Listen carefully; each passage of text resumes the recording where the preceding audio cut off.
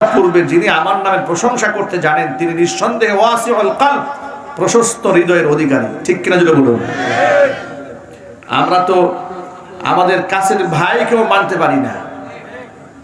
আজকে মুসলমানদের মধ্যে বিভক্তির সবচেয়ে বড় কারণ, বেশিরভাগ মুসলমানের অন্তরে এই পরিমাণ হিংসা, বিদ্বেষ, পরস্ত্রীকাতরতা, স্বজনপ্রিয়তা এত বেশি, কেউ কাউকে সহ্য করতে পারছে না। একজন আলেম আরেকজন আলেমকে সহ্য করতে পারছে না, এক বক্তা আরেক বক্তাকে সহ্য করতে পারছে না, এক বড় হুজুর ছোট হুজুরকে বরদাস্ত করতে পারছে না, এক পীর আরেক পীরকে বরদাস্ত করতে পারছে না। ঠিক কিনা যদি বলেন? এক রাজনীতিবিদ আরেক রাজনীতিবিদকে সহ্য করতে পারছে না, এক ব্যবসায়ী আরেক ব্যবসায়ীকে বরদাস্ত করতে পারছে না। কেন এমনটা হলো? জারির ইবনে আব্দুল্লাহ আল-বাজালি রাদিয়াল্লাহু তাআলা আনহু বললেন, তখন আমি মুসলমান হইনি, কিন্তু সাহাবায়ে কেরাম আমার ব্যাপারে বললেন যে আপনার ব্যাপারে আপনার প্রশংসা আল্লাহর নবী তার জবানে উচ্চারণ করেছে। আমার মনটা অনেক উদার হয়ে গেল, আমার মনটা ভরে গেল যে একজন অমুসলিমের জন্য তিনি প্রশংসা মানে উচ্চারণ করতে পারেন, তার মনের মধ্যে কোনো সংকীর্ণতা নাই, তিনি মানুষকে আপন করতে জানেন। আমি নামাজ শেষান্তে রাসূলের সান্নিধ্যে একবার পাশে পাশে গিয়ে বসলাম। বসার পরে আমি আল্লাহ রাসূলকে জিজ্ঞেস করলাম, হে আল্লাহ রাসূল, আমার জন্য আপনার কোনো বার্তা আছে নাকি, বলার কিছু আছে নাকি? আল্লাহর হাবিব তাকে বললেন, জারির, তোমার প্রতি আমার বার্তা হচ্ছে তুমি কালিমা পড়ে মুসলমান হয়ে যাও। জারির ইবনে আব্দুল্লাহ আল-বাজালি বলেন, আমি কোনো তর্কে গেলাম না, বিতর্কে গেলাম না। প্রথম সাক্ষাতে তিনি আমার হৃদয়টা এমন ভাবে জয় করে নিয়েছিলেন, তিনি আমাকে কালিমার দাওয়াত দেওয়া মাত্র আমি গ্রহণ করে নিয়েছিলাম। লা ইলাহা ইল্লাল্লাহু মুহাম্মাদুর রাসূলুল্লাহ। জারির ইবনে আব্দুল্লাহ আল-বাজালি রাদিয়াল্লাহু তাআলা আনহু সেই বিখ্যাত সাহাবী যিনি বলেন যুবকদেরকে আল্লাহর নবী এত ভালোবাসতেন, এত সম্মান করতেন, আর এত বেশি মর্যাদা দিতেন।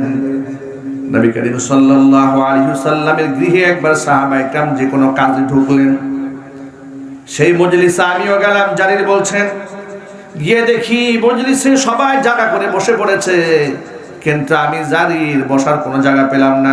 সাহাবীদের পেছনে এক কোণায় দাঁড়িয়ে থাকলাম। আল্লাহর নবী ফানাজারা ইয়ামিনা ওয়া শিমালান, তিনি ডান বাম লক্ষ্য করলেন জায়গার কোনো জায়গা আছে কিনা বসার জন্য। যখন তিনি কোনো জায়গা দেখতে পেলেন না, আমাকে জিজ্ঞেস করলেন, জারির বসার জায়গা পাওনি? জারির বলছি, ইয়া রাসূলুল্লাহ, বসার তেমন কিছু নাই। আল্লাহর হাবিব সাল্লাল্লাহু আলাইহি ওয়াসাল্লাম তার ব্যবহৃত চাদরখানা জারির দিকে নিক্ষেপ করলেন। জারি, বসার জায়গা যেহেতু পাও না, আমার চাদরটা বিছায়া চাদরের উপরে বসো। ভাইরা আমার, এই যে আমাদের গায়ে, আমার গায়ে যে চাদরটা, একজন ব্যক্তি নিজের গায়ের চাদর খুলে আরেকজনকে দেয়, এর থেকে বড় সম্মানের আর কিছু আছে? আরো চিল্লায় বলেন আছে? মনে রাখবেন, দুইটা জিনিস মানুষকে খুব বেশি সম্মানিত করে, আবার দুইটা জিনিস মানুষকে চরম পর্যায়ে অপমানিত করে। এক হচ্ছে গায়ের জামা এবং পরনের লুঙ্গি যদি কেউ টানা হেঁচড়া করে, সে সবচেয়ে মারাত্মক অপমান বোধ করে। আবার কোনো ব্যক্তিকে সম্মান দিতে গেলে তাকে যদি সম্মানের একটা পোশাক আপনি পরায় দেন, তাহলে এর দ্বারা মানুষ সম্মান বোধ করে। কথা বলতে হবে, ঠিক কিনা? আদম আলাইহিস সালাতু ওয়াস সালাম যখন জান্নাতের ভেতরে আল্লাহ রাব্বুল আলামিনের নিষিদ্ধ গাছের ফল ভক্ষণ করলেন, আল্লাহ তাআলা তাকে প্রথম যে শাস্তি প্রদান করেছিলেন, গায়ের জামা খুলে তাকে লাঞ্ছিত অপমানিত করেছিলেন। ইতিহাস তো নিশ্চয়ই আপনাদের জানা আছে। মা হাওয়া আলাইহিস সালাতু ওয়াস সালামের গায়ের জামাটা খুলে পড়ে যায়, আদম আলাইহিস সালাতু ওয়াস সালামের গায়ের জামা খুলে পড়ে যায়। তখন তিনি জান্নাতের ভিতরে গাছের পাতা দিয়ে লজ্জাস্থানকে ঢাকতে থাকলেন। এর মানে তিনি মারাত্মক অপমানিত হয়েছেন জামা কাপড় খুলে নেওয়ার কারণে। এই পৃথিবীতে মানুষ যখন কোনো উচ্চতর ডিগ্রি অর্জন করে, গ্রাজুয়েশন কমপ্লিট করে, স্নাতকোত্তর ডিগ্রি লাভ করে, মাস্টার্স ডিগ্রি শেষ করে, কিংবা বিসিএস ক্যাডার হয়ে যায়, কিংবা ডক্টরেট করে, তখন দেখবেন ইউনিভার্সিটি কর্তৃপক্ষ তাকে সম্মানের একটা গাউন পরিয়ে দেয়। ঠিক কিনা ভাই? গাউন পরানো হয়, এরপরে মাথার মধ্যে একটা ক্যাপ পরায় দেওয়া হয়, এটা তার দ্বারা সম্মানিত করা হয়। ঠিক কিনা ভাই? সম্মান দেওয়া হয়। মাথার মধ্যে ক্যাপ পরিয়ে আর গায়ের মধ্যে গাউন পরিয়ে বিশ্ববিদ্যালয় কর্তৃপক্ষ ব্যক্তিকে সম্মানের দেয়। কিয়ামতের দিন আল্লাহ রাব্বুল আমিন জান্নাতবাসী, বিশেষ করে হাফেজ কোরআনের বাবা এবং মাকে জান্নাতের গাউন পরাইয়া দিবে। সাধারণত বিশ্ববিদ্যালয়ের গাউনগুলা খুব কম দামি সিনথেটিক কাপড়ের হয়, পলিস্টার টাইপের কাপড়ের হয়, ঠিক কিনা? কিন্তু এই যে বাচ্চারা আজকে আপনাদের সামনে এত সুন্দর করে জানাজা পড়িয়েছে, এত চমৎকার করে কোরআন কারীমের তেলাওয়াত শুনিয়েছে, সূরা ফাতিহা পড়েছে, বাংলাতে এবং ইংরেজিতে তরজমা শুনিয়েছে, আমরা অন্তরে অন্তঃস্থল থেকে তার জন্য দোয়া করি আল্লাহ পাক তাদেরকে জগৎ বিখ্যাত হাফেজ কোরআন আলেমের দ্বীন হিসেবে কবুল করেন। কিয়ামতের দিনে এদের বাবা এবং মাকে আল্লাহ তাআলা এমন দুটি গাউন পরাবেন, হাদিসের ভাষায় ওয়ায়ুকসা হুল্লাতাইন, বিশেষ গাউন আল্লাহ তাআলা হাফেজ কোরআনের বাবা মাকে পরাবেন। এটা এত দামি কাপড়ের গাউন হবে, লা তাকুমু লাহুমাদ দুনিয়া। রাসূল বলেছেন পৃথিবী বিক্রি করলে এই গাউনের দাম দেওয়া সম্ভব হবে না। তারা নিজেরাই পোশাক পরে এত বেশি প্রাউড ফিল করবেন, এত বেশি গর্ববোধ করবেন, আর এত বেশি অবাক হবেন, বিস্মিত হবেন, রব্বুল আলামিনকে দেখে বলবেন, রব্বুল আলামিন বিমা কাসাইতানা, এত দামি পোশাক তুমি আমাদেরকে কেন পরালে? এমন কোন আমল করেছিলাম যার জন্য এত দামের পোশাক আল্লাহ তুমি আমাদের গায়ে উঠিয়ে দিয়েছো?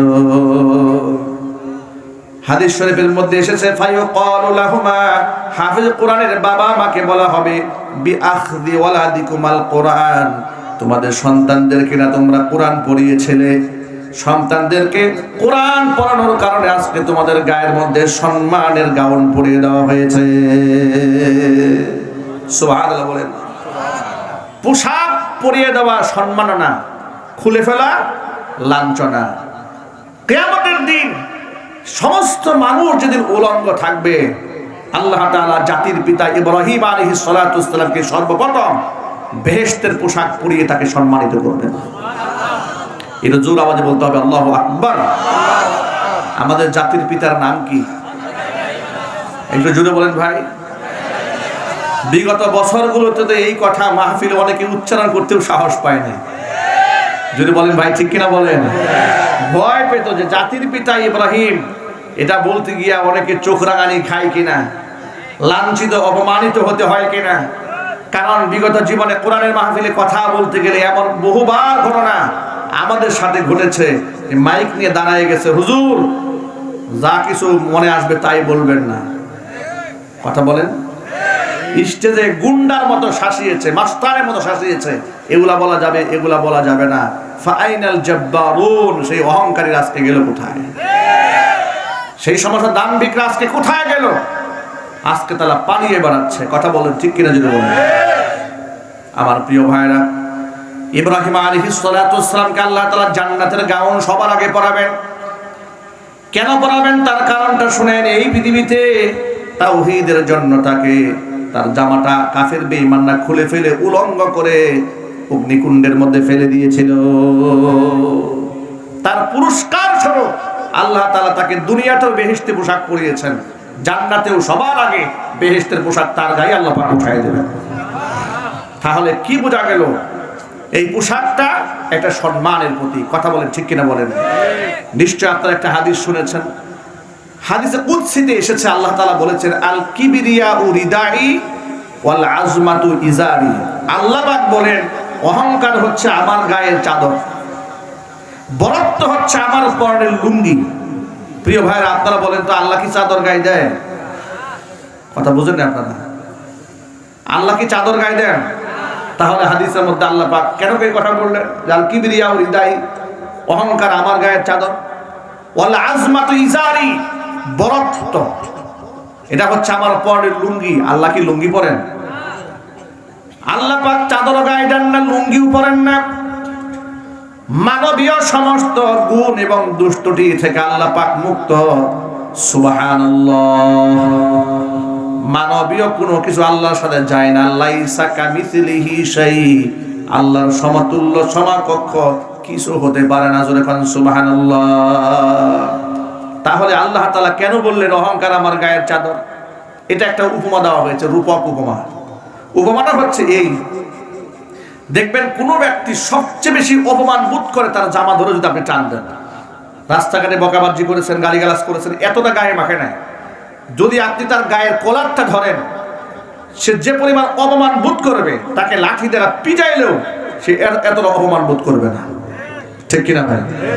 যদি আপনি কারো লুঙ্গি খুলে ফেলেন, কেমন অপমান বোধ করবে সে? একটা শিশু বাচ্চাকেও যদি আপনি মানুষের সামনে লুঙ্গি ধরে টান দেন, অপমান বোধে লজ্জায় সে চোখের পানি ছেড়ে কান্না করে দেবে। ঠিক কিনা ভাই?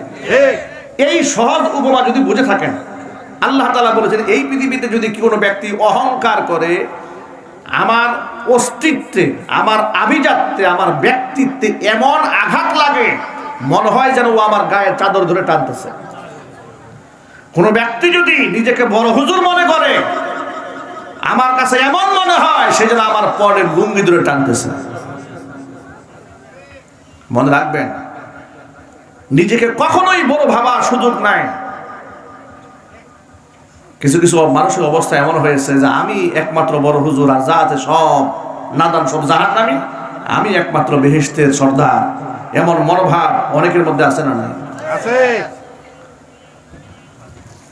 ঈসা আলাইহিস সালাতু ওয়াস সালাম একদিন দেখতে পেলেন শয়তান তিনটা গাথুনি নিয়ে কোথায় যেন যাচ্ছে। ঈসা আলাইহিস সালাতু ওয়াস সালাম জিজ্ঞেস করলেন, শয়তান যাও কোথায়? আর এই বস্তার মধ্যে কি?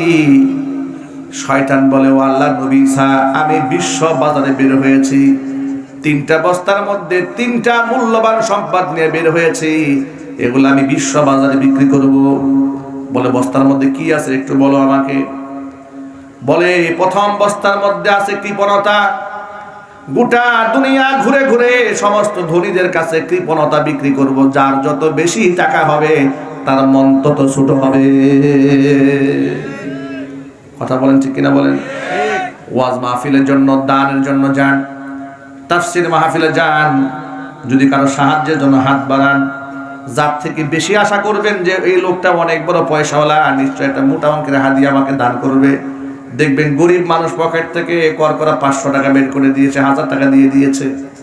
যার কাছ থেকে আপনি 5000 টাকা আশা করেছেন, ও আপনাকে 500 টাকা দিলেও 6000 টাকার কথা শোনায় দেবে। বাস্তবতা আছে না? নাই?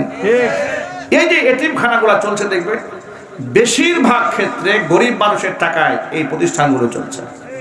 আল্লাহু আকবার বলেন। আপনারা শুনে আরো অবাক হবেন, এই যে আস-সুন্নাহ ফাউন্ডেশনের মাধ্যমে আপনার যখন ওই যে কুমিল্লা ফেনী অঞ্চলে বন্যা হলো, 100 কোটি টাকার উপরে সেখানে ত্রাণ সামগ্রী তারা পৌঁছে দিয়েছে। চিল্লাবেন আলহামদুলিল্লাহ। পৌঁছে দেওয়ার সময় শেখ আহমদুল্লাহ সাক্ষাৎকারে যে কথাটা বলেছেন, এটা আমার মাথায় এখনো কুট করে রেখে দিয়েছে। তিনি বললেন যে অনেক লোকেরা মনে করে যে আস-সুন্নাহ ফাউন্ডেশনে সব শিল্পপতিরা টাকা দেয়, সর্বোচ্চ 10 থেকে 20 লক্ষ টাকার অনুদান ছিল সবচেয়ে বড় অনুদান। এছাড়া একেবারে 100, 200, 500 টাকা থেকে শুরু করে 20 লাখ পর্যন্ত মানুষ তাদের অনুদান বাক্সে জমা দিয়েছে। কিন্তু তিনি অকপটে মেনে নিয়েছেন, বলেছেন যে এখানে হতদরিদ্র মানুষ যারা, নিম্ন মধ্যবিত্ত কিংবা মধ্যবিত্ত কিংবা দরিদ্র মানুষের দান এই ফাউন্ডেশনের মধ্যে সবচাইতে বেশি। অনুরূপভাবে এই যে মাদ্রাসা যারা পরিচালনা করছেন, সভাপতি সাহেবকে জিজ্ঞেস করেন, কেশিয়ার মহোদয়কে জিজ্ঞেস করেন যে দান অনুদান এই মাদ্রাসার কাদের টাকা বেশি পড়ে, তারাই হাসি মুখে বলবে দরিদ্র অসহায়রা দানের টাকা বেশি দিচ্ছে।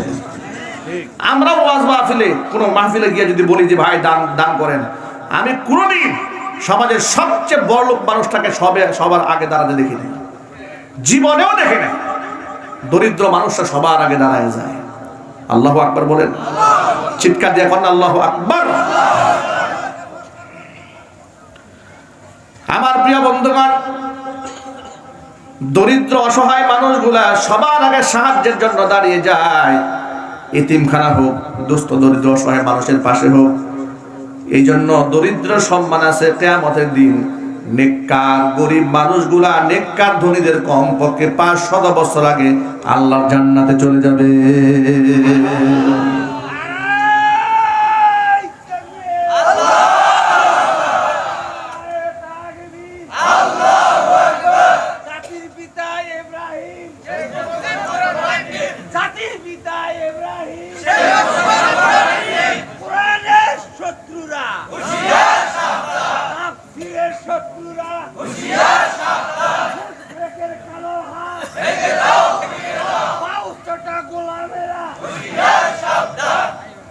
মাশাআল্লাহ, আল্লাহ কবুল করেন। প্রিয় ভাইরা আমার, যে কথা বলতে চেয়েছিলাম, দরিদ্র মানুষগুলোর মন থাকে বড়, বেশিরভাগ ধনীদের মন থাকে ছোট, ঠিক কিনা বলেন? আবার সব ধনীদেরকে এক পাল্লায় মাপা যাবে না। এমন বহুত ধনী মানুষ আছে মাশাআল্লাহ, তারা যেমন সম্পদের দিক থেকেও ধনী, মনের দিক থেকেও ধনী, ঠিক কিনা বলেন? এই যে আকিজ ফাউন্ডেশন বিরাট শিল্পপতি না ভাই, এই আকিজ ফাউন্ডেশন তাফসির মাহফিলের আয়োজন করে প্রত্যেক বছর 3 দিন ব্যাপী। এটার সূচনা হয়েছিল আমার মাধ্যমে, আমাকে দিয়েই তারা আকিজ ফাউন্ডেশনের প্রথম পর্ব তারা শুরু করেছিল। ডক্টর মুমিন সাহেব, আকিজ সাহেবের ছেলে, তিনি মারা গেছেন, আল্লাহ পাক তাকে জান্নাতুল ফিরদাউস দান করেন। অনলাইনে ইউটিউবে বয়ান শুনে সর্বপ্রথম তিনি আকিজ ফাউন্ডেশন আমাকে দাওয়াত করেছিলেন, আমাকে দিয়ে আকিজ ফাউন্ডেশনের মাহফিল শুরু হয়েছে। এই বছর তারা সেখানে বিরাট একটা আয়োজন করছে। আগে তারা খুলনা ফুলতলা বেজের ডাঙ্গাতে মাহফিল করতো, এই বছর তারা যশোরে তাদের যে আদ্দিন হসপিটাল আছে এর পাশে বিরাট জায়গা নিয়ে তারা মাহফিল আয়োজন করছে। সেখানে কে কওমি আর কে আলিয়া এটা ভেদাভেদ না করে তিনি জনপ্রিয় আলেমদেরকে দাওয়াত দিয়ে, আল্লামা মামুনুল হক সাহেবকে দাওয়াত করেছেন, আমির হামজা ভাইকে দাওয়াত দিয়েছেন, সাইফুল্লাহ ভাইকে দাওয়াত দিয়েছেন, মিজানুর রহমান আজহারি ভাইকে দাওয়াত দিয়েছেন, শেখ আহমদুল্লাহ হাফিজাহুল্লাহকে দাওয়াত দিয়েছেন, আমাদের রফিকুল ইসলাম মাদানী তাকে দাওয়াত দিয়েছেন। জনপ্রিয় ব্যক্তিদেরকে দাওয়াত দিয়ে 3 দিনের মাহফিলের আয়োজন করেছেন, বইমেলার আয়োজন করেছেন। আকিজ ফাউন্ডেশনে গোটা আকিজ পরিবারে যে পরিমাণ অর্থ তারা বিভিন্ন ফ্যাক্টরি থেকে ইনকাম করে, আপনারা শুনে অবাক হবেন। তাদের সমস্ত ফ্যাক্টরির অর্থের যে 2.5% জাকাত, এটা সফটওয়্যার করে রাখা হয়েছে। জাকাতের সম্পূর্ণ টাকা টোটালি সফটওয়্যারের মাধ্যমে টাকাটা আলাদা করে জাকাত ফান্ডে ঢুকে যায়। জাকাত ফান্ডে টোটাল টাকা আলাদা ঢুকে যায়। দরিদ্র, অসহায় এবং অসংখ্য এতিমখানা তারা নিজেরা পরিচালনা করছে। আলহামদুলিল্লাহ বলেন। সব ধনীরা একরকম নয় ভাই, সবাই কিন্তু ওই যে মুরব্বীর মতো নয় যে আপনার শেষ হয়ে গেল দরবেশ বাবা, ক্ষমতা চলে গেল, দাড়ি কামাইয়া পালানো ধান্দা সবাই করে না, কথা বলতে হবে, ঠিক কিনা বলেন? আকিজ ফাউন্ডেশনের এরকম বহুত বড় বড় শিল্পপতিরা আছেন যারা মন থেকেও ধনী, সম্পদের দিক থেকেও ধনী। আল্লাহ পাক যেন এই মাহফিলকে কবুল করেন এবং সাথে সাথে আল্লাহ তাআলা এই আকিজ গ্রুপের মতো যে সমস্ত ব্যক্তিরা ধনের দিক থেকে বড় লোক, মনের দিক থেকে বড় লোক, আল্লাহ পাক তাদেরকে জানে মালে ইজ্জতে আল্লাহ ভরপুর বরকত দান করেন। চিৎকার দেখুন আল্লাহুম্মা আমিন।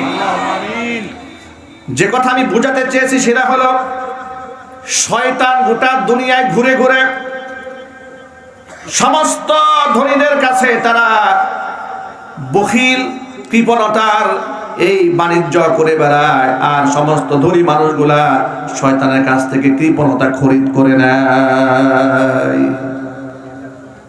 উপমহাদেশের শ্রেষ্ঠতম একজন মুফতি, নাম হচ্ছে আল্লামা তাকি উসমানী হাফিজাহুল্লাহ, আল্লাহ নেক হায়াত দারাজ করেন। একটু জোরে বলতেন আমিন। তিনি একটি বই লিখেছেন, বাংলাতে বইটি তরজমা করা হয়েছে। বইয়ের নাম হচ্ছে ইসলাম ও আধুনিকতা। এই বইয়ের মধ্যে তিনি একটা গল্প লিখেছেন, যিনি যত বেশি ধনী তিনি তত বেশি ফকির। তা আমি এই হেডলাইন দেখে আমি খুব অবাক হয়েছি। ধনী তো ধনী, ধনী আবার ফকির হয় কি করে? গল্প পড়ে দেখি যে বাস্তবতা মিল আছে। তিনি উদাহরণ টেনেছেন, যেই ব্যক্তির মাত্র 10,000 টাকা মাসিক ইনকাম, সেই স্বপ্ন দেখে আমার যদি মাসিক ইনকাম আর 10,000 টাকা হতো, মানে 20,000 টাকা হতো, সেই 20,000 টাকা স্বপ্ন দেখে, তাহলে সেই মাত্র 10,000 টাকার ফকির। কথা বলেন না? ফকির মানে তার টার্গেট, মানে তার মধ্যে অভাব 10,000 টাকা। কয় হাজার টাকার অভাব? 10,000 টাকার অভাব। যেই ব্যক্তির মাসিক ইনকাম 2 লাখ টাকা, সে স্বপ্ন দেখে যদি মাসে 4 লাখ টাকা ইনকাম হইতো, তাহলে সেই ব্যক্তি তার অভাব কয় লাখ টাকা? 2 লাখ টাকা। যেই ব্যক্তির মাসিক ইনকাম 50 লাখ টাকা, কি সে স্বপ্ন দেখে যে মাসে 2,000 টাকা ইনকাম হয় নাকি? কি স্বপ্ন দেখে? সে স্বপ্ন দেখে মাসে যেন 1 কোটি টাকা ইনকাম হয়। তাহলে এবার আপনার আন্দাজ করেন তো ভাই, যে যত বেশি ধনী সে তত বেশি ফকির। বাইতুল মুকাররমের বড় এক ব্যবসায়ী, জুয়েলারি ব্যবসায়ী, আমাদের উস্তাদ মুফতি এনামুল হাসান, তিনি ক্লাসের মধ্যে একদিন গল্প বলতেছিলেন। বাইতুল মুকাররমের জনৈক ইমাম সাহেব, তিনি ঢাকার একটা বিখ্যাত মাদ্রাসার মুহাদ্দিস, নামটা বললাম না, ভালো মানুষ। তিনি তার ক্লাসে গল্পের ছলে বলছেন যে আমি তো মসজিদের ইমাম, আর এত বড় বড় জুয়েলারি দোকানদারের আমার পেছনে নামাজ পড়ে। রমজান আসলে মাদ্রাসার রশিদ বই থাকে না, কালেকশন করে যে। উনি বলেন আমি মনে মনে ভাবতেছিলাম যে এই বছর জুয়েলারি ব্যবসায়ী যারা আছে সবগুলোর হাতে একটা করে রশিদ ধরাই দেব, নিশ্চয়ই আমাদের মাদ্রাসার বড় একটা অনুদান তারা দেবেন। এটা একটা মনের স্বপ্ন নিয়ে আসছে। এমন সময় দেখলাম যে বিখ্যাত এক জুয়েলারি ব্যবসায়ী মসজিদের ফুলের প্রায় সময় এসে শুয়ে থাকে একা একা, একদম ল্যান্ড ক্রুজার প্রাডো গাড়ি থেকে নামে ফ্লোরে শুয়ে থাকে, একেবারে চিত হয়ে আকাশের দিকে তাকায় থাকে। তো হুজুর একদিন তাকে ডেকেছেন যে ভাই আপনি আল্লাহর ঘরে এসে শুয়ে থাকেন, কি অবস্থা? বলে হুজুর আর বলেন না, কি যে কষ্টে আছি, খুব কষ্টে আছে। কেন, কি হয়েছে ভাই? এত বড় ব্যবসায়ী আপনি, বাইতুল মুকাররমে স্বর্ণের দোকানদার, এত বিশাল দোকান আপনার। বলে হুজুর ব্যাংক থেকে 500 কোটি টাকা লোন নিয়েছিলাম, ব্যবসায় এমন ধস নামছে, আমার 14 গোষ্ঠী বিক্রি করলে এখন 200 কোটি টাকা হবে, 300 কোটি টাকার ঘাবলায় বসছে। হুজুর ক্লাসের মধ্যে বলেন মনে মনে ভাবছিলাম ওর কাছ থেকে কিছু জাকাত নেব, হিসাব করে দেখি এলাকার থেকে কালেকশন করি এর জাকাত দেওয়া উচিত। কি বলেন আপনারা? সে তো কিন্তু জাকাত খাওয়ার মাসরাফ অলরেডি হয়ে গেছে, প্লাস মাইনাস হিসাব করলে সে তো মাইনাসে জিরোতে আছে, ঠিক কিনা জোরে বলেন ভাই? হিসাব করে দেখি এর কাছ থেকে কি জাকাত নেব, ওরে তো উল্টা জাকাত দেওয়া উচিত। এই জন্য প্রিয় ভাইরা, বাহিরের চাকচিক্য দেখে এইরকম ভাববেন না কখনো যে এর চাইতে সুখী মানুষ পৃথিবীতে আর নাই, এটা ভাববেন না। ওই সুখের অন্ধকার, সুখের ভেতরে যে কত অন্ধকার আছে এটা আপনারা অনেকেই আন্দাজ করতে পারেন না। আপনাদের কষ্ট হচ্ছে ভাই? আমি আমার প্র্যাকটিক্যাল লাইফ থেকে একটা গল্প শোনাচ্ছি আপনাদেরকে, শিক্ষণীয়। গাজীপুরে এক বিরাট বড় লোক খুবই চমৎকার একটা বাড়ি করেছে, আজ থেকে প্রায় 14-15 বছর আগের কথা। তখন গাজীপুরে এতটা ডেভেলপমেন্ট হয়নি, এত সুন্দর রাজকীয় বাড়ি করেছে। ওই বাড়িটা দেখার জন্য অনেক লোকেরা গিয়েছে। এমনকি তৎকালীন যুগে সে ল্যান্ড ক্রুজার TX প্রাডো গাড়িতে ঘুরে বেড়ায়, ব্ল্যাক কালারের। তা আমিও দেখেছি বাড়িটা, এবং তার চলাফেরা দেখে এলাকা আলোচনা হতো যে তার চেয়ে হাই লাক্সারিয়াস লাইফ লিড এই এলাকায় কেউ করে না, খুব মানুষের মুখে মুখে। আমি ব্যক্তিগত মনে করতাম যে তার চাইতে সুখী মানুষ মনে হয় এই দৃষ্টিকে আর নাই, এরকম এটা আমার ব্যক্তিগত একটা ধারণা ছিল। তখন আমি পড়াশোনা করি, শুনে আপনারা অবাক হয়ে যাবেন। 2 বছর যেতে না যেতে শুনতে পেলাম এই ভদ্রলোকটি নিজের বইয়ের ওড়না ফ্যানের সাথে লাগাইয়া গলার মধ্যে ঝুলাইয়া আত্মহত্যা করার জন্য সে চেষ্টা করেছে। এলাকার মধ্যে হইচই পড়ে গেল, অমুক সাহেব বউর ওড়না পেঁচায় মরতে গেছে। কি আশ্চর্য ব্যাপার, হতায় পুরা এলাকার মধ্যে হট্টগোল লেগে গেল, এত সুখী মানুষ মরতে যায় কেন, কি সমস্যা হয়েছে? বউর ওড়না পেঁচায় মরতে চায়। পরবর্তীতে আমরা খোঁজ খবর নিয়ে জানতে পারলাম ওনার স্ত্রী ওনার গাড়ির ড্রাইভারের সাথে পালাই গেছে। নাউজুবিল্লাহ বলেন, আরো জোরে বলেন নাউজুবিল্লাহ। প্রিয় ভাইরা, এই জন্য টাকা পয়সা ধন সম্পদ এগুলা সুখের উপকরণ হতে পারে, কিন্তু এগুলা সুখের মালিক নয়। সুখের মালিক কে? আরো যদি বলে মালিক কে? এই জন্য আল্লাহর দাসত্বের মধ্যে আছে শান্তি, দানের মধ্যে আছে শান্তি। আল্লাহ নবী সাল্লাল্লাহু আলাইহি ওয়াসাল্লাম ইন্নাহু কানা জাওয়াদান কারীমা, বিরাট বড় দানশীল ছিলেন। মানুষের জন্য একটু দান করে দেখেন, মনটা কত পাতলা লাগে, হালকা লাগে। মানুষকে যদি আপনি ফিরিয়ে দেন, যখন আপনি ফিরিয়ে দিচ্ছেন, শয়তান আপনাকে ওয়াসওয়াসা দিয়েছে দিস না, টাকা দিলেই তো টাকাটা কমে যাবে। কোরআন বলে আশ-শাইতানু ইয়াইদুকুমুল ফাকরা ওয়া ইয়া'মুরুকুম বিল ফাহশাই ওয়াল্লাহু ইয়াইদুকুম মাগফিরাতাম মিনহু ওয়া ফাদলা ওয়াল্লাহু ওয়াসিউন আলীম। শয়তান তোমাদেরকে দারিদ্রতার ভয় দেখায় যে টাকা দিও না, পরক্ষণে আবার শয়তান এই টাকা যেন তুমি অন্যায় কাজে ব্যয় করো, সেই ক্ষেত্রে তোমাকে খারাপ কাজে নির্দেশ দান করে। কিন্তু আল্লাহু ইয়াইদুকুম মাগফিরাতাম মিনহু ওয়া ফাদলা, আল্লাহ পাক নিজের পক্ষ থেকে ক্ষমার ঘোষণা করে। আল্লাহ পাক তুমি যা দান করেছো তার থেকে বেশি দেওয়ার ওয়াদা করে। মানুষ পরক্ষণে ভুলে যায়, শয়তানের ওয়াসওয়াসায় পড়ে গরিবের সাহায্যে এগিয়ে আসে না। এই যে তাৎক্ষণিক সে শয়তানের ওয়াসওয়াসায় পড়ে গরিবের সাহায্যে সে এগিয়ে এলো না, কিন্তু পরক্ষণে তার মনের মধ্যে কোনো শান্তি থাকে না। কিন্তু দান করার সময় আপনার মনে দেখবেন সামান্য একটু চোট লাগে যে টাকাটা দিলাম, টাকাটা কমে গেল কিনা। না, দেওয়ার পর থেকে আপনার মনে এমন শান্তি আল্লাহ পাক ঢেলে দেবেন যে এই শান্তি আপনি 100 কোটি টাকা দিয়েও কামাই করতে পারবেন না। চিল্লাবেন আল্লাহু আকবার। মানুষকে দান করবেন, সাহায্য করবেন, বলেন ইনশাআল্লাহ। তাহলে আল্লামা তাকি উসমানী হাফিজাহুল্লাহ, আল্লাহ পাক নেক হায়াত দারাজ করেন, জোরে কোন আমিন। তিনি বলেছেন মানুষ যত বড় লোক হয় তত কি হয়ে যায়? ফকির হয়ে যায়। এই কথা কি সত্য না মিথ্যা? এই কথা বাস্তব কথা। ঈসা আলাইহিস সালাতু ওয়াস সালাম জিজ্ঞেস করলেন শয়তানকে, 3টা বস্তার মধ্যে কি আছে আর বস্তাগুলো নিয়ে কোথায় যা? বলে 3টা বস্তার মধ্যে 3টা মূল্যবান জিনিস আছে। বলে প্রথম বস্তার মধ্যে কি আছে? বলে প্রথম বস্তার মধ্যে আছে কৃপণতা। গোটা দুনিয়া ঘুরে ঘুরে আমি সমস্ত ধনীদের কাছে কৃপণতার বস্তা বিক্রি করব। বলে দ্বিতীয় অবস্থার মধ্যে কি আছে? বলে দ্বিতীয় অবস্থার মধ্যে আছে হিংসা বিদ্বেষ। কি আছে? কোথায় বিক্রি করবে? গোটা দুনিয়া ঘুরে ঘুরে পৃথিবীর মধ্যে যত আলেম ওলামা আছে ও আলেমদের মনের মধ্যে হিংসা আছে না নাই? একটু জুড়ে বলেন।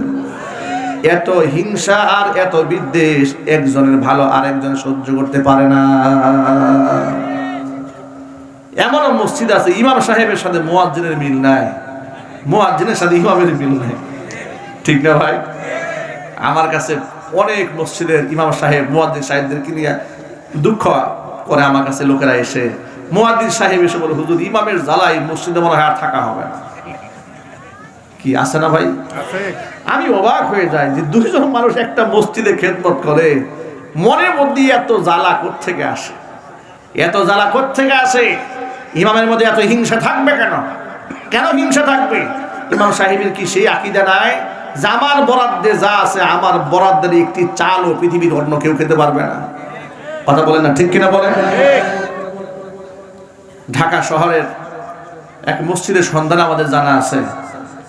ইমাম সাহেব নামাজ পড়ান, তাকে মোটা অঙ্কের বেতন দেওয়া হয়। খতিব সাহেব নামাজ পড়ান, তাদেরকে মোটা অঙ্কের সম্মাননা দেওয়া হয়। ইমাম সাহেব বলেন যে না, দূর থেকে খতিব সাহেবরা এসে মোটা অঙ্কের হাদিয়ে নিয়ে যাবে, এটা আমি মানতে পারি না। প্রয়োজন আমি এই বেতনে আমি নিজে পড়াবো, কিন্তু অন্য কাউকে হাদিয়া দেওয়া হবে না। কথা বুঝতে পেরেছেন? উনার বেতন কিন্তু বাড়তেছে না, উনি ওই অঙ্ক নিয়েই আছেন, কিন্তু অন্য আরেককে এতটুকু সম্মাননা দেওয়া হবে, মর্যাদা দেওয়া হবে, এটা উনি মন থেকে মানতে পারতেছেন না। আল্লাহ এমন মানসিকতা থেকে আমাদের হেফাজত করেন। একটু জোরে করা আমি। শয়তানের কাছে কয়টা বস্তা আছে? 3টা আঙুল উঁচা করেন, ভুলে না যান বাড়িতে গেলে। কয়টা বস্তা আছে? 1 নাম্বার বস্তার মধ্যে কি আছে? কৃপণতা। যত বেশি টাকার মালিক হয় শয়তানের কাছ থেকে কৃপণতার বস্তা কিনে নিয়ে গেলে 1 নাম্বার। 2 নাম্বার বস্তার মধ্যে কি আছে? হিংসা আছে। গোটা দুনিয়া ঘুরে ঘুরে আলেমদের কাছে তারা বিক্রি করে, আর আলেমরা মনের মধ্যে এক একজনের হিংসার বাজার জমায় নেয়। জোরে কর নাউজুবিল্লাহ। এবার জিজ্ঞেস করে 3 নাম্বার বস্তার মধ্যে আছে কি? বলে তৃতীয় বস্তার মধ্যে আছে জুলুম। কোথায় বিক্রি করবা? বলে গোটা দুনিয়ার মধ্যে ঘুরে ঘুরে যত প্রকারের শাসক আছে, যত প্রকারের রাজা বাদশা আছে, ক্ষমতাসীন ব্যক্তি আছে, তাদের কাছে আমি জুলুমের বস্তা বিক্রি করব। যার ধরুন জামানায় জামানায় তারা এক একজন নব্য ফিরাউন হয়ে যাবে, আর একটা করে হাসিনা হয়ে যায়। কথা বলতে হবে, ঠিক কিনা জোরে বলে।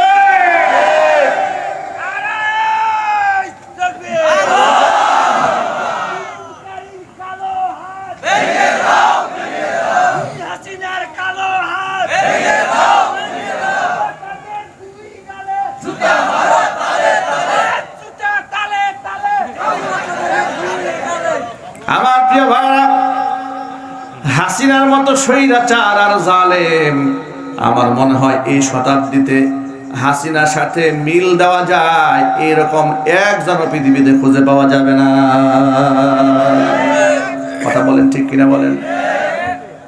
হাসিনা নিজের দেশটাকে ধ্বংস করে অন্য ভিনদেশীদের কাছে গোটা দেশটাকে জিম্মি বানাইয়া নিজে ক্ষমতার মসনদে টিকে থাকতে আর কেউ করে নাই।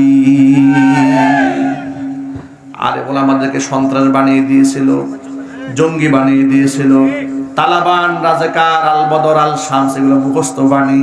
ঠিক কিনা যদি বলেন? আচ্ছা প্রিয় ভাইরা, আগস্টের 5 তারিখ উনি পালালেন। সেপ্টেম্বর, অক্টোবর, নভেম্বর, ডিসেম্বর, জানুয়ারি, কয় মাস হলো? 5 মাস। কয় মাস? এই 5 মাসে বাংলাদেশে কতগুলা জঙ্গি ধরা পড়েছে? একটু জোরে বলতে হবে ভাই, ইম্পর্টেন্ট প্রশ্ন। আমার প্রশ্ন হলো, তাহলে হাসিনা থাকা অবস্থায় যে 15 দিন পর পর জঙ্গি, মাসে মাসে জঙ্গি কি আছে না নাই? এত জঙ্গি হঠাৎ করে দেশ থেকে গায়েব হয়ে গেল কোথায়? এর দ্বারা তো খুব স্পষ্টই প্রমাণ হয় ওরা নিজেরা জঙ্গি নাটক করে অসংখ্য নিরীহ মানুষকে ওরা খুন করেছে, অসংখ্য আলেম ওলামাকে ওরা গুম করেছে। ওই বিভিন্ন জায়গায় র‍্যাব দিয়ে বিভিন্ন বাড়িঘর ঘেরাও করতো না, ক্যামেরা নিয়ে দাঁড়িয়ে থাকতো, মনে হচ্ছে সিনেমা নাটক শুরু হইল এই মাত্র। এত দুর্বল প্রেসক্রিপ্ট নিয়ে আপনার ওরা যে কেমনে এগুলা করতো স্ক্রিপ্ট নিয়ে, এই সমস্ত খেলা ওরা বহুবার খেলেছে এই দেশের মানুষের সাথে। কত মানুষকে ওরা খুন করেছে যে এই জঙ্গি নাটক সাজিয়ে, কত মানুষকে বছরের পর বছর এরা কারারুদ্ধ রেখেছে এই জঙ্গি নাটক সাজিয়ে, কত বরেণ্য আলেমদেরকে জঙ্গি তকমা দিয়ে নিজেরা ক্ষমতায় টিকে থাকার জন্য পশ্চিমাদের কাছ থেকে বাহাবা নেওয়ার জন্য কত মানুষকে তারা জবাই করেছে। এমনকি 21শে আগস্টের গ্রেনেড হামলার মতো এমন জঘন্য কাজ নিজের দলের মানুষদেরকে তারা খুন করে ক্ষমতায় টিকে থাকার জন্য নাটক করেছে ইলিয়াস হুসাইন। সেই সংবাদ কিন্তু আপনাদের সামনে ইতিমধ্যে তুলে ধরেছে, ঠিক কিনা বলেন? এরকম জঘন্য মানুষ হয় কি করে? মানুষ এত বড় পাশবিক আচরণ মানুষের সাথে করে কি করে? কি আচরণটা তারা করেছে দেখেন। হেফাজতে ইসলামের আন্দোলনে 2013 সালে শাপলা চত্বরে তাহাজ্জুদরত ছাত্ররা তাহাজ্জুদে নামাজ পড়তে, সুবহানাল্লাহ বলেন। কারো হাতে কোনো অস্ত্র ছিল? যদি বলে না ছিল, তাসবিহ ছিল, জায়নামাজ ছিল। তাসবিহ জায়নামাজ নিয়ে বসে আছে, কেউ সেজদায় আছে, কেউ নামাজ পড়তেছে, কেউ জিকির করতেছে, কেউ কোরআন তেলাওয়াত করতেছে। রাত 2:30 বাজে হুটহাট করে শুরু হলো চতুর্দিক গ্রেনেড হামলা, এরপরে বোমপিং, এরপরে সেখানে বৃষ্টির মতো গুলি বর্ষণ করা শুরু হলো। এই পরিমাণ সাউন্ড গ্রেনেড সেখানে নিক্ষেপ করা হলো, এই পরিমাণ বিকট শব্দ হলো, বিদ্যুতের লাইনগুলো বন্ধ করে দেওয়া হলো, ইন্টারনেট বন্ধ করে দেওয়া হলো, মিডিয়ার কাভারে সব বন্ধ করে দিয়েছে, যাতে অপকর্ম সব আটকায় রাখা যায়, ধামাচাপা দেওয়া যায়। লক্ষ লক্ষ মানুষের উপর নির্যাতনের স্টিম রোলার চালিয়ে দিল। যে লাশগুলা তারা ফেলেছে সেই লাশগুলাকে আপনার সিটি কর্পোরেশনের যে সমস্ত ময়লা ফেলার ভাগারে আছে এগুলার মধ্যে নিয়ে তারা সেখানে ফেলে দিল।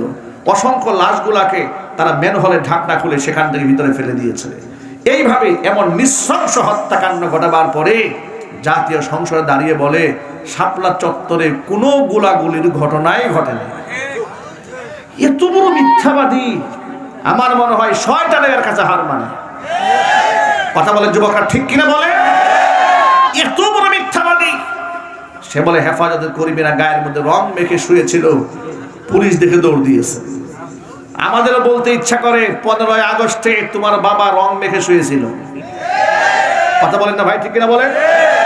তোমরা যে শোক দিবস পালন করো, তোমার আচর্য গোষ্ঠী ওই ধানমন্ডির বাড়িতে বাসভবনে রং মেখেই শুয়েছিল। এইভাবে তারা শহীদদের রক্ত নিয়ে তামাশা করেছে।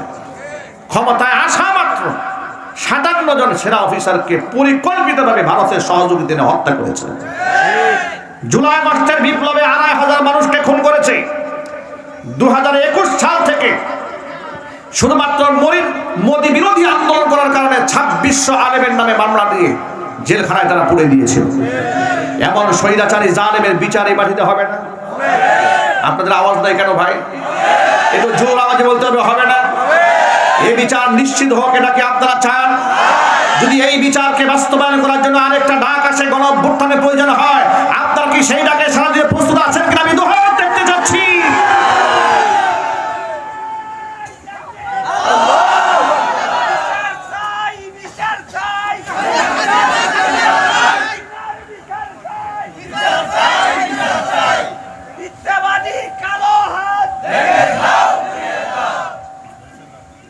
আমার যুবক ভাইরা সচেতন হয়ে যান। ঘাবড়ে যাওয়ার কোনো কারণ নাই, হতাশ হওয়ার কোনো কারণ নাই। এই ছাত্র জনতা আর এই তরুণ প্রজন্ম জীবন দিতে শিখে গেছে। যারা আল্লাহর পথে জীবন দিতে শিখে যায় তাদেরকে পরাজিত করার শক্তি পৃথিবীতে কারো নাই। যারা জীবন দিতে শিখে গেছে তাদেরকে আপনি ভয় দেখাবেন কি দিয়া? কথা বলেন না ভাই, ঠিক কিনা বলেন? যারা জীবন দিতে জানে এদের কোনো ভয় দেখানোর সুযোগ আছে? ভয় দেখানোর কোনো সুযোগ নাই। ও যুবক ভাইয়ের আমার, মূল কথায় ফিরে আসি।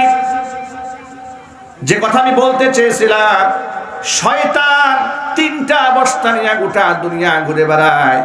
এক নাম্বার বস্তার মধ্যে থাকে কৃপণতা, ধনীদের কাছে বিক্রি করে।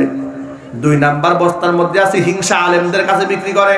তিন নাম্বার বস্তার মধ্যে আছে জুলুম। গোটা দুনিয়ার মধ্যে যত রাজা বাদশা আছে, ক্ষমতাধর ব্যক্তি আছে, ওই ক্ষমতাসীন ব্যক্তিদের কাছে শয়তান জুলুম বিক্রি করে। জোরে জোরে কর নাউজুবিল্লাহ। এখন আমরা কি শয়তানের কাছ থেকে জুলুম কিনবো, কৃপণতা কিনবো, মনের হিংসা কিনবো? আমরা উদার হয়ে যাব। জোরে জোরে কর ইনশাআল্লাহ। পোশাকটা হচ্ছে সম্মানের প্রতীক। জারির ইবনে আব্দুল্লাহ আল-বাজালি রাদিয়াল্লাহু তাআলা আনহু বলছেন, নবীজির ঘরে ঢুকলাম, অন্যরা ঢুকে আছে, জায়গা ফুলফিল হয়ে গেছে, বসার জায়গা নাই। নবীজি সাল্লাল্লাহু আলাইহি সাল্লাম সম্মানের প্রতীক, মর্যাদার প্রতীক, গায়ের চাদরখানা খুলে আমার দিকে নিক্ষেপ করলেন। আমাকে বললেন, জারির ইজলিস আলা হাযা, তুমি এই চাদরের উপরে বসো।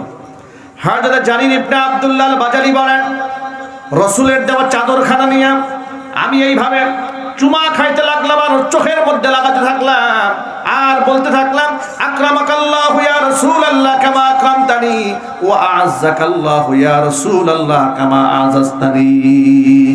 হে আল্লাহর রাসূল, আল্লাহ আপনাকে আরো অনেক সম্মানিত করুক, আল্লাহ আপনার সম্মান বাড়ায় দিক। আমার মতো আদনা মানুষকে আপনি এত সম্মান দিয়েছেন, আমার মতো আদনা মানুষকে আপনি এত বড় ইজ্জতটা দিয়েছেন যে আপনার গায়ের চাদরটা দিয়েছেন আমাকে বসার জন্য।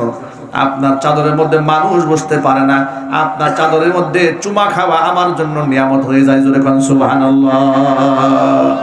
আমার প্রিয় ভাইরা, নবী করিম সাল্লাল্লাহু আলাইহি ওয়াসাল্লাম যুবক ভাইদেরকে এই রকম করে আপন করে কাছে টেনে নিয়ে তাদের মনকে জয় করে নিয়েছিলেন। ও যুবক ভাইরা আমার, আজকে আমি সকল যুবক ভাইদেরকে সেই রাসূলুল্লাহর পথে আহ্বান করছি। আল্লাহ নবী সাল্লাল্লাহু আলাইহি সাল্লাম বলেছেন, কিয়ামতের ময়দানে 5টা প্রশ্নের জবাব দেওয়ার আগ পর্যন্ত আদম সন্তান হাসরের ময়দান থেকে এক কদম পা সরাতে পারবে না। লা তাযালু কদামা বনি আদম ইয়াউমাল কিয়ামাতি হাত্তা ইউসআলা আন 50। 5টা প্রশ্নের সম্মুখীন হওয়ার আগ পর্যন্ত আদম সন্তান এক চুল পরিমাণ পা নড়াতে পারবে না। এক নাম্বার প্রশ্ন, আন উমরিহি ফিমা আফনা, জীবনটা কোন কাজে ব্যয় করেছো জবাব দাও। 2 নাম্বার প্রশ্ন হচ্ছে ওয়া আন শাবাবিহি ফিমা আবলা, জীবনের মধ্যে সবচেয়ে গুরুত্বপূর্ণ মুহূর্ত হচ্ছে যৌবনকাল, যৌবনকালটা বান্দা কোন কাজে ব্যয় করেছিল জবাব দাও। 3 নাম্বার প্রশ্ন হচ্ছে ওয়া আন মালিহি মিম্মা তাসাবা, সম্পদ কোন উৎস থেকে উপার্জন করেছো জবাব দাও। 4 নাম্বার প্রশ্ন হচ্ছে ওয়া ফিমা আনফাকা, উপার্জিত সম্পদ তুমি কোন জায়গায় ব্যয় করেছো জবাব দাও। 5 নাম্বার প্রশ্ন হচ্ছে ওয়া মাযা আমিলা ফিমা আলিমা, বান্দা যতটুকু ইলম হাসিল করেছিলে তদ অনুযায়ী তুমি কতটুকু আমল করতে পেরেছিলে জবাব দাও। আমার প্রিয় ভাইরা, জবাব দিয়ে বলেন তো আমার জীবনের মালিক কে? আরো মহব্বতে বলেন মালিক কে?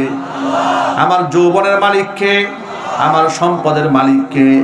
তাহলে এই জীবন সম্পর্কে যেহেতু আল্লাহর কাছে জবাবদিহিতার কাঠগড়ায় দাঁড়াতে হবে, এই যৌবন কালটা আল্লাহর বন্দেগীতে কাটাতে চাই। জুড়ে বলেন ইনশাআল্লাহ। ভিন্ন একটা হাদিসের মধ্যে এসেছে, সাবাতুন ইউজিল্লুহুমুল্লাহু ফি জিল্লিহি ইয়াওমা লা জিল্লা ইল্লা জিল্লুহু, আল্লাহর আরশের ছায়া ছাড়া যেদিন কোনো ছায়া থাকবে না, 7 শ্রেণীর মানুষকে আল্লাহ তাআলা আরশের ছায়া তলে স্থান দেবেন। 1 নাম্বার ইমামুন আদিলুন, ন্যায়পরায়ণ শাসককে আল্লাহ তাআলা স্থান করে দেবেন। আমাদের দেশে একজন ন্যায়পরায়ণ শাসকের দরকার আছে না নাই? আরো জোরে বলেন। আমরা হযরত উমরের মতো একজন শাসক চাই, ইনশাআল্লাহ বলে না। সেটা বেনামাজির পিছনে দৌড়ালে হবে না। আপনারা আজকে থেকে একটা পণ করেন, যে দলের নেতা হোক না কেন অন্ততপক্ষে তাকে 5 ওয়াক্ত নামাজি হতেই হবে, ইনশাআল্লাহ বলেন। আল্লাহর নবীকে মহব্বত করতে হবে, কোরআনকে ভালোবাসতেই হবে, আলেমদেরকে শ্রদ্ধা করতেই হবে। আলেমদেরকে যে ব্যক্তি মৌলবাদ বলে গালি দিবে, জঙ্গিবাদ বলে গালি দিবে, আলেমদেরকে যারা রাষ্ট্রের দুশ্মন মনে করবে, আল্লাহর কসম করে বলি যত বড় নেতা হোক না কেন মুসলমানের সাথে তার সম্পর্ক থাকতে পারে না। দাও খোদা দাও আমায় আবার ওমর দারাজ দিল, দাও খোদা দাও আমায় আবার ওমর দারাজ দিল, দাও আলীর মতো বীর সেনানী, আলীর মতো বীর সেনানী জাগাতে নিখিল, দাও খোদা দাও আমায় আবার ওমর দারাজ দিল। জোরে বলেন আল্লাহুম্মা আমিন। আমার প্রিয় যুবক ভাইরা, এক নাম্বার হচ্ছে ন্যায়পরায়ণ শাসককে আল্লাহ তাআলা আরশের ছায়াতলে স্থান দেবেন। দুই নাম্বার হচ্ছে ওয়াশাবুন নাশা ফি ইবাদাতিল্লাহ, ওই যুবক যে যুবক তার যৌবনকাল আল্লাহর বন্দেগীতে কাটায় দেয় তাকে আল্লাহ তাআলা আরশের ছায়াতলে স্থান দেবেন। যত যুবকেরা এসেছেন আল্লাহর আরশের ছায়াতলে স্থান পাওয়ার আশা আছে কার কার? দুহাত দেখতে চাই। আল্লাহ যেন সকলকে কবুল করেন। জোরে জোরে কোন আল্লাহুম্মা আমিন। হাত নামান। যুবক ভাইরা আমার, শয়তানের ওয়াসওয়াসা আসবে, চোখের জিনা করতে মনে চাবে, পরনারীর সাথে কথা বলতে মনে চাবে, নিজেকে কন্ট্রোল করতে হবে। জান্নাত তো আর কম দামি জায়গা নয়, যদি অর্জন করতে মনে চাই নিশ্চয়ই ত্যাগের বিনিময় করতে হবে। ঠিক কিনা বলেন? জান্নাত কি সস্তা জায়গা? পচা জায়গা? পচা জিনিস ডাস্টবিনে থাকবে। জান্নাত শ্রেষ্ঠ জায়গা, এটা অর্জন করে নিতে হয়। কথা বলতে হবে। ঠিক কিনা জোরে বলে? আমরা জানি না আমাদের কপালে কি আছে, কিন্তু রবের কাছে আমরা সবসময় আশা করি যে আল্লাহ তুমি আমাদেরকে ক্ষমা করো, আমাদের গুনাহ চাইতে তোমার রহমত অনেক অনেক বেশি। আল্লাহ তোমার রহমতের দিকে তাকিয়ে তুমি আমাদের জন্য জান্নাতের ফয়সালা করে দাও। একটু জোরে বলেন আল্লাহুম্মা আমিন। যুবক ভাইরা আমার, জান্নাত অনেক মূল্যবান সম্পদ, এটা আমল দিয়ে অর্জন করে নিতে হবে। যদিও আমি আমল দিয়া জান্নাতের মালিক হতে পারবো না, কিন্তু আমল দিয়ে আল্লাহর দয়া পাবো, আর আল্লাহর দয়া নিয়ে আমি জান্নাতে যেতে পারবো। এই জন্য আমার চোখের হেফাজত করতে হবে, হাতের হেফাজত করতে হবে, গার্লফ্রেন্ড রাখা যাবে না, অবৈধ প্রেম ভালোবাসা করা যাবে না, মেয়েদের সাথে বাজে আড্ডা দেওয়া যাবে না, একাকিত্বে পার্কে বসা যাবে না। আল্লাহ তাআলা আমার যুবক ভাইদেরকে হেফাজত করেন। জোরে কোন আমিন। অনেকে বলে হুজুর আমি তো প্রেম করি কিন্তু সহি নিয়তে করি। আমার মন খুব ভালো, মনে কোনো খারাপই নাই। কেমন? আমি বিবাহ করার নিয়তে প্রেম করি, কি জায়েজ আছে? কথা বলে না। সহি নিয়তে প্রেম করা জায়েজ আছে? কয়েকদিন আগে বাংলাদেশের চলচ্চিত্র জগতের কোন এক কুখ্যাত নায়ক, এগুলো চিনিও না, এগুলো মাঝে মাঝে অনলাইনে আসে, বলতেছে যে আমি বিবাহ করার আগে 1 বছর লিভ টুগেদার করেছি। লিভ টুগেদার মানে কি জানেন? বিবাহ ছাড়া স্বামী স্ত্রীর মতো ঘর সংসার করছে 1 বছর, এটাকে বলা হয় লিভ টুগেদার। এই লিভ টুগেদার করে সে বলে, দেখেন কেমন কেমন নিকৃষ্ট মানুষ এগুলা। সে বলে আমি স্বামী স্ত্রীর মতো আমরা 1 বছর লিভ টুগেদার করেছি, এরপরে চিন্তা ভাবনা করলাম যে হ্যাঁ এর সাথে সংসার করা যায়, তখন বিবাহ করছি। এগুলা পশ্চিমা দুনিয়াতে আছে, যাদের কাছে মানুষের জিন্দিগি আর কুত্তার জিন্দিগি কোনো পার্থক্য নাই। কথা যদি বলেন ঠিক কিনা বলেন? ফ্রি সেক্সের দেশে ওদের কোনো লাজ লজ্জা নাই, হায়া নাই, শরম নাই, ওরা যা মনে চায় তাই করতে পারে। যারা পরকাল বিশ্বাস করে না এরা যা মনে চায় তাই করতে পারে। একজন মুসলমান কি যা মনে চায় তাই করতে পারে? এটা নিয়ে ইতোমধ্যে আলহামদুলিল্লাহ বাংলাদেশের সম্ভবত হাইকোর্ট থেকে তাকে ক্ষমা চাইতে বলা হয়েছে, রুল জারি করা হয়েছে তার বিরুদ্ধে। সে কেন এ ধরনের বাজে একটা উক্তি, এই দেশের সংস্কৃতির বিরুদ্ধে সে কথা বলেছে। কথা বলতে হবে ঠিক কিনা? এই দেশে বিবাহ বহির্ভূত ভাবে লিভ টুগেদার করার কি রাষ্ট্রীয় সংস্কৃতি আছে, ধর্মীয় সংস্কৃতি আছে? এই কালচার কি এই দেশে যায়? তাহলে সে মিডিয়াতে এই কথাটা বলে সে বললো এটা এক সময় স্বাভাবিক হয়ে যাবে। সে এটাও বলেছে আমার বাপ মা আত্মীয় স্বজন প্রথম একটু খারাপ মনে করেছে, পরে তার মেনে নিয়েছে। এর মানে সে এটাকে নরমালাইজেশন করার জন্য, স্বাভাবিক করার জন্য সে একটা প্রক্রিয়া চালাচ্ছে, তার কাছ থেকে জবাবদিহিতা চাওয়া হয়েছে। আমরা বলি লিভ টুগেদার না, টুগেদার নয়, এটা হচ্ছে জিনা টুগেদার। ঠিক কিনা বলেন? হালাল না হারাম? আপনি একসাথে স্বামী স্ত্রী মনে থাকবেন তো দূরের কথা, নবী করিম সাল্লাল্লাহু আলাইহি সাল্লাম একসাথে বসতেও হারাম করেছেন। বিবাহ বহির্ভূতভাবে আল্লাহর নবী সাল্লাল্লাহু আলাইহি ওয়াসাল্লাম এক জায়গায় বসতেও নিষেধ করেছেন। নবীজি বলেছেন, লা ইয়াখলুওয়ান্না রাজুলুম বিইমরাতিন ইল্লা থালিথুহুমা শাইতান। কোন একটা অবিবাহিত ছেলে মেয়ে যদি কিংবা কোন এক জায়গায় নারী পুরুষ যদি মাহরাম ছাড়া গায়রে মাহরাম হয়, যদি এক জায়গায় নিরিবিলি কোথাও একটা বসে, হোক সে গাছের ছায়ায় কিংবা পার্কের কোনায়, যেখানে বসুক না কেন, কিংবা রুমের মধ্যে কিংবা রেস্টুরেন্টে কিংবা হোটেলে, একসাথে দুজন যেখানে বসবে তারা আর সেখানে দুজন থাকবে না, মাঝখান দিয়ে একজনে ঢুকে যাবে। কে ঢুকবে? মাশাআল্লাহ, ওয়াজ তো ভালোই বুঝেন আপনারা। ওরা আর দুজন থাকবে না, মাঝখান দিয়ে শয়তান ঢুকবে। শয়তান ঢোকার পর ততক্ষণ পর্যন্ত এদেরকে শয়তান ছাড়বে না যতদিন না পর্যন্ত এদেরকে জিনা ব্যভিচারে মুবতালা না করবে। জোরে কান নাউজুবিল্লাহ। পরনারীর দিকে চোখ দিয়ে তাকানো চোখের জিনা, হাত দ্বারা স্পর্শ করা হাতের জিনা, অন্তরে বাজে কল্পনা করা অন্তরের জিনা, পা দিয়ে এগিয়ে যাওয়া পায়ের জিনা, লজ্জাস্থান তা আমলে বাস্তবায়ন করে এমন জঘন্য গুনাহ থেকে আল্লাহ আমার মা বোনদেরকে ভাইদেরকে হেফাজত করেন। জোরে কান আল্লাহুম্মা আমিন। নেককার যুবক ভাইদেরকে আল্লাহ তাআলা জান্নাতের মেহমান বানাবেন, আরশে ছায়াতলে স্থান করে দিবেন। যুবক ভাইরা আমার, এই জন্য চোখের হেফাজত করতে হবে। অনেক সময় আমরা নামাজে দাঁড়াই, নামাজের মধ্যে দাঁড়িয়ে যাওয়ার পরে আমাদের মন বসে না, মন উতাল পাতাল করে, আছে না নাই? আছে। আর জুড়ে বলেন। তারাবির নামাজ যখন রমজান মাসে আসে, আহারে ওযু হাতের শেষ নাই। হুজুর 20 রাকাত না হয় কি 8 রাকাত পড়ার কি কোনো সুযোগ আছে কিনা দেখেন তো। কি তারাবির নামাজ কয় রাকাত পড়ব? 20 রাকাত। জুড়ে বলেন। ইনশাআল্লাহ খতমে তারাবি পড়ব। বলেন ইনশাআল্লাহ। সবাই বলেন না ইনশাআল্লাহ। খতমে তারাবির কয় রাকাত পড়ব ইনশাআল্লাহ? নবী করিম সাল্লাল্লাহু আলাইহি ওয়াসাল্লামের ইন্তেকালের পরে ওমর ফারুক রাদিয়াল্লাহু তাআলা আনহুর শাসন আমলে ধারাবাহিকভাবে মসজিদে নববী থেকে আজকের এই দিন পর্যন্ত মসজিদুল হারাম এবং মসজিদে নববী দুটো মসজিদে 20 রাকাত খতমে তারাবির নামাজ জামাতের সাথে আদায় হচ্ছে। জোরে করে আল্লাহু আকবার। সেখানে সর্বপ্রথম নবী করিম সাল্লাল্লাহু আলাইহি ওয়াসাল্লামের একজন বিখ্যাত সাহাবী উবাই ইবনে কাব রাদিয়াল্লাহু তাআলা আনহু, তিনি তারাবির নামাজের ইমামতি করেছেন। জোরে করে আল্লাহু আকবার।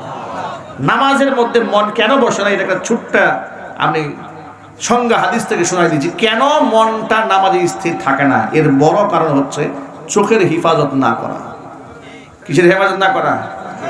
আল্লাহর হাবিব বলেছেন, পরনারীর প্রতি যদি কোনো পুরুষের নজর পড়ে যায় আর সে আল্লাহর ভয়ে চক্ষুকে নিম্নগামী করে, আল্লাহ তাআলা ওই যুবককে ঈমানের শাহাদাত সাধন করাইয়া দেন। আল্লাহ যেন আমাদের চোখের হেফাজত করার তৌফিক দান করেন। জোরে কোন আমিন। নামাজের মধ্যে মন তো বসাতেই হবে। সাহাবায়ে কেরাম রাদিয়াল্লাহু তাআলা আনহুম আজমাইন নামাজের মধ্যে এমন ভাবে তেলাওয়াত করেছেন, জিহাদের ময়দানে তীর এসে গায়ের মধ্যে লেগেছে কিন্তু নামাজ ছাড়া নাই। আর আমাদের মধ্যে যদি গায়ের মধ্যে একটা মশা পড়ে, নামাজ বাদ দিয়ে পিটায়। ঠিক কিনা বলেন? মশার একদিন কেউ ওর একদিন। আর নামাজে দাঁড়ায় আসসালামু আলাইকুম রহমতুল্লাহ, আসসালামু আলাইকুম রহমতুল্লাহ, এইদিকে তাকাই ফ্যানটা ময়লা হয়েছে কিনা, সুইচটা ঠিক আছে কিনা, হুজুরের কি ব্যাপার, হুজুরে এত লম্বা কেরাত পরে, হুজুরে অস্থির হয়ে গেছে। 13 সালে হজ সফরে গিয়েছি, সেনা আপনার অবসরপ্রাপ্ত এক সেনা অফিসার আমাদের সাথে হজ করেছে। আল্লাহ নেক হায়াত দারাজ করুন। মসজিদে নববীতে আসরে নামাজ পড়েছি। নামাজ শেষে আমাকে বলে, আচ্ছা হুজুর, এই হুজুররা সেজদায় গিয়ে কি বলে? আমি বললাম, কেন কি হয়েছে? ওই এত লম্বা সেজদা মানুষ দেয় নাকি দম বন্ধ হয়ে যাইতেছে। মনে মনে ভাবলাম, এই আজিব মুসল্লি ভাই, এ তো মসজিদে নববীতে ইমাম সাহেবের ভুল ধরে। বাংলাদেশের যে মসজিদের মুক্তাদি সে না জানি কত ভুল ধরে। ঠিক কিনা ভাই? কিছু মুক্তাদি তো এরকম আছে, সারাদিন ইমাম সাহেবের পিছনে লেগে থাকবে। ইমাম সাহেব যদি পুরোদিন 1 মিনিট পরে মসজিদে ঢুকে, দেখবেন তার মাথা নষ্ট হয়ে গেছে। ঠিক কিনা ভাই? ইমাম সাহেবের ফতোয়ার ভুল সবচেয়ে তিনি ধরেন যারা সূরা ফাতিহা ঠিক নাই। ঠিক কিনা ভাই? দুরূদ শরীফ ঠিক নাই, তিনি ফতোয়া দেয় বলে সব মাসলাকি হুজুররা জানে, আমরা কিছু বুঝি না। আমরাও বুঝি, আমাদের এখানে হিসাব টিসাব হবে না, সব হিসাব আলেমদের হবে, কঠিন হিসাব হবে। আমরা সাধারণ মানুষ এত কিছু বুঝি না, হিসাব কিতাব আমাদের হবে না। প্রিয় ভাইরা, এই কাজটি করা যাবে না। নামাজের মধ্যে মন বসাতে গেলে আপনি মসজিদের ইমাম সাহেবের সাথে সম্পর্ক তৈরি করেন, আর হারাম থেকে চোখটাকে হেফাজত করেন, দেখবেন যে মসজিদে গিয়ে আপনার শান্তি লাগবে। ইনশাল্লাহ বলেন। যুবকরা আজকের পর থেকে পারবে ইনশাল্লাহ? কারা কারা পারবে হাত দেখতে চাই। আল্লাহ কবুল করেন, জোরে করেন আল্লাহুম্মা আমিন। আর জোরে করেন আল্লাহুম্মা আমিন। চোখের হেফাজত করেন, নামাজে মন বসবে। আর রমজান মাসে একেবারে শেষ পর্যন্ত 30 পারা কোরআন কারীম খতম করতে রাজি আছেন? কারা কারা হাত দেখতে চাই? নামাজে মন বসবে তো ইনশাআল্লাহ? আমি 2000 সাল থেকে আলহামদুলিল্লাহ টানা 22 বছর খাতমে তারাবির নামাজের ইমামতি করেছি। আলহামদুলিল্লাহ বলেন। এখন আর কন্টিনিউ করতে পারি না, এখন মাঝে মাঝে পড়াতে হয়, সময় এখন আর শরীর স্বাস্থ্য এরকম কুলায় না, ব্যস্ততা অনেক বেশি।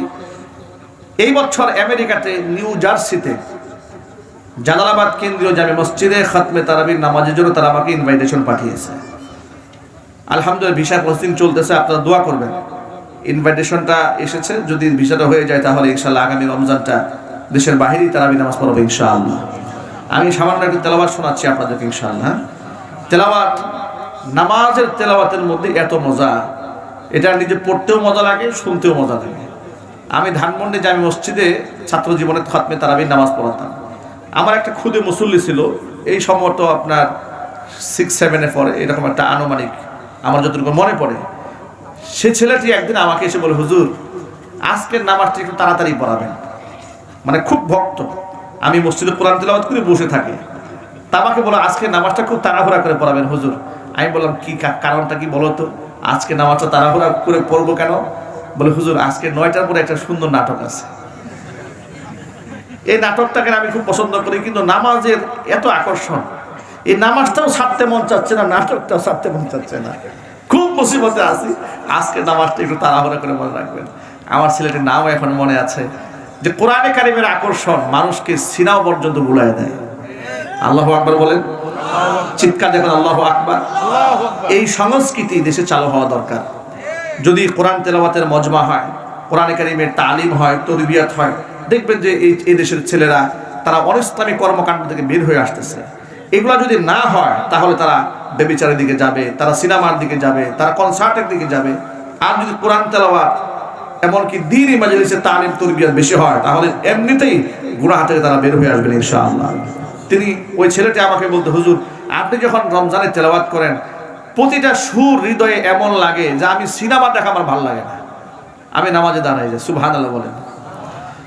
আউযু বিল্লাহি মিনাশ শাইতানির রাজীম।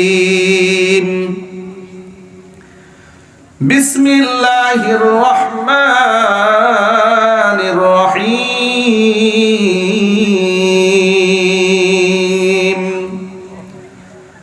আলহামদুলিল্লাহি রাব্বিল আলামিন আর রহমানির রহিম মালিকি ইয়াউমিদ্দিন ইয়্যাকা না'বুদু ওয়া ইয়্যাকা নাস্তাঈন ইহদিনাস সিরাতাল মুস্তাকিম সিরাতাল লাযীনা আন'আমতা আলাইহিম গায়রিল মাগদুবি আলাইহিম ওয়ালাদ-দাল্লিন।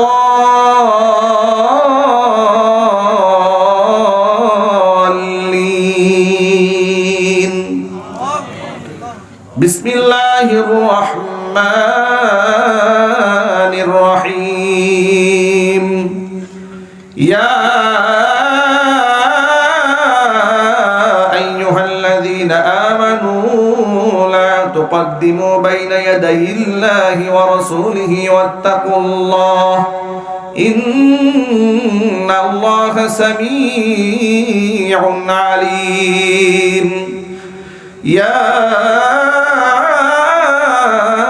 আইয়ুহাল্লাযীনা আমানু লা তারফা'উ আসওয়াতাকুম ফাওকা সাওতিন নাবিয়্যি ওয়া লা তাজহারু লাহু বিল تجهروا له بالقول كجهر بعضكم لبعض أن تحبط أعمالكم وأنتم لا تشعرون إن الذين يغضون أصواتهم عند رسول الله أولئك الذين امتحن الله قلوبهم للتقوى لهم مغفرة وأجر عظيم إن الذين ينادونك من وراء الحجرات أكثرهم لا يعقلون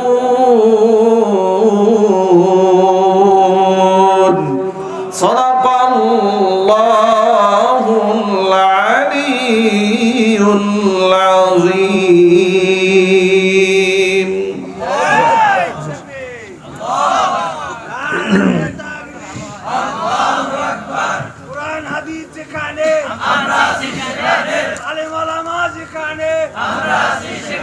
নামাজিরা যেখানে আমরা আছি সেখানে তাকফিরের শত্রুরা হুঁশিয়ার